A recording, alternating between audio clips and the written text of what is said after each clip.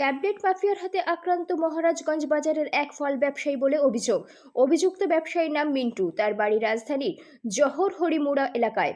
রবিবার সকালে মহারাজগঞ্জ বাজারে ঘটনার সূত্রপাত ঘটেছে দ্বিচক্র যান পার্কিং নিয়ে। এই দিন সকালবেলায় কমল সরকার নামে এক ব্যবসায়ী মিন্টু হার্ডওয়ার স্টোর নামে দোকানের সামনে বাইক দাঁড় করিয়ে রাখেন। তিনি কাজ করে স্কুটি নিয়ে এসে মিন্টুর মুখোমুখি হয়।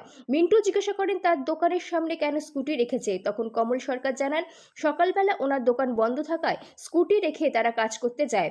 তখনই মিন্টু কমল সরকারের ওপর হাত তোলে।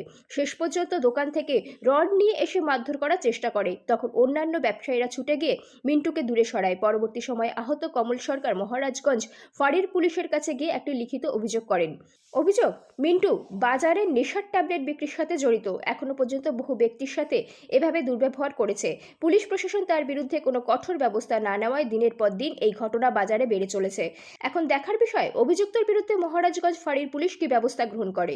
মামলা করার পরে প্রজেক্ট দেখতেছে স্যার, দেখতেছে কিটা করা যায়। মেডিকেল করায় আনতাম, মেডিকেল করায় আনছে, ওখানে সাতটার মধ্যে দেখতেছে কিটা করা যায়। মিন্টু দাস, সবাই ট্যাবলেট মিন্টুগুলো সবাই চিনে। বাজার দোকান হচ্ছে আমরা এমজি বাজার, আর বাড়ির হিসেবে প্রতাপগড় ছিল কি এখন যোগীরাম।